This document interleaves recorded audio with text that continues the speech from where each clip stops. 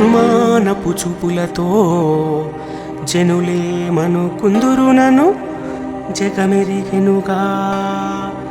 నిను దాకెను రావణుడని అనిశమునను కించపరిచి అవమానించన్. అనిశమునను కించపరచి అవమానించన్. అనుచు అప్రియవచనాలు పలుకగాను చెట్టు ఒట్టిన బోదెలా చేష్టలుడిగి మంది ముందర నిందించ మాటరాక వాలిపోయింది సీతమ్మ పాలిపోయి.